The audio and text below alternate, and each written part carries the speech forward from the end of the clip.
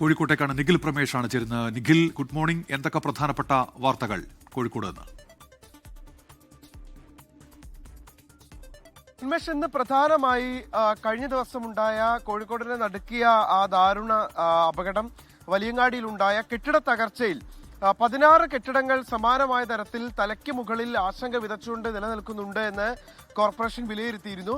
ഇനി ആ കെട്ടിടങ്ങളുടെ ഒഴിപ്പിക്കൽ നടപടികളിലേക്ക് കടക്കുകയാണ് കോർപ്പറേഷൻ. ഇപ്പോൾ വളരെ വേഗത്തിൽ ആ നടപടികൾ പൂർത്തിയാക്കി ഇത്തരം കെട്ടിടങ്ങളിൽ ആരും തന്നെ ഒരു സ്ഥാപനങ്ങളും പ്രവർത്തിക്കുന്നില്ല, ആരും തന്നെ അതിൽ നിലനിൽക്കുന്നില്ല എന്ന് ഉറപ്പുവരുത്തുന്നതിന് വേണ്ടിയിട്ടുള്ള നീക്കങ്ങൾ ഇതിനോടകം തന്നെ ആരംഭിച്ചു. ഒരുപാടധികം പഴിയേൽക്കുകയാണ് നിലവിലത്തെ ഈ അപകടത്തിൽ. 4 പേരുടെ ജീവനെടുത്ത അപകടത്തിൽ കോർപ്പറേഷൻ. ഈ പശ്ചാത്തലത്തിലാണ് ഒഴിപ്പിക്കൽ നടപടി അടക്കമുള്ള കാര്യങ്ങളിലേക്ക് കോർപ്പറേഷൻ അതിവേഗത്തിൽ കടക്കുന്നത്. ഇനി ഈ ആളുകളെ ഒഴിപ്പിച്ച ശേഷം രണ്ടാമത്തെ ഘട്ടം എന്ന് പറയുന്നത് പൂർണ്ണമായി കെട്ടിടങ്ങൾ നശിപ്പിക്കുക എന്നുള്ളതാണ്. എന്തായാലും അത്തരം ഘട്ടങ്ങളിലേക്ക് കടക്കുകയാണ്. കോഴിക്കോട് നഗരത്തിൽ മാത്രം ഈ കോർപ്പറേഷൻ പരിധിയിൽ ഏതാണ്ട് 16ഓളം കെട്ടിടങ്ങൾ അത്തരത്തിലുണ്ട് എന്നുള്ളതാണ് കോർപ്പറേഷൻ വിലയിരുത്തുന്നത്. ഇതുമായി ബന്ധപ്പെട്ട അപ്ഡേഷൻസ് നമ്മൾ ഇന്ന് പ്രതീക്ഷിക്കുകയാണ്.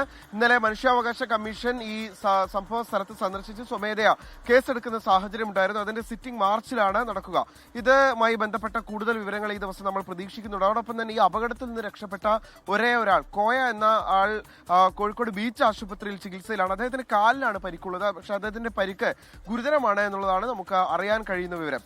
മറ്റൊരു പ്രധാനപ്പെട്ട വാർത്ത നമ്മൾ ഇന്ന് കോഴിക്കോട് നിന്ന് പ്രതീക്ഷിക്കുന്നത്, നമുക്കറിയാം സർക്കാർ ഡോക്ടർമാരുടെ സമരം അത് വളരെ രൂക്ഷമായി തുടരുകയാണ്. ഇത് 10ാം ദിവസത്തിലേക്ക് എത്തുമ്പോൾ കടുത്ത ആശങ്കയും കടുത്ത പ്രതിസന്ധിയും അത് മലബാറിൽ സൃഷ്ടിക്കുന്നുണ്ട്. ഇവിടെയൊക്കെ കൂടുതൽ ആളുകൾ ഈ സർക്കാർ ആശുപത്രി, പ്രത്യേകിച്ച് കോഴിക്കോട് മെഡിക്കൽ കോളേജിനെ ആശ്രയിക്കുന്നതാണ്.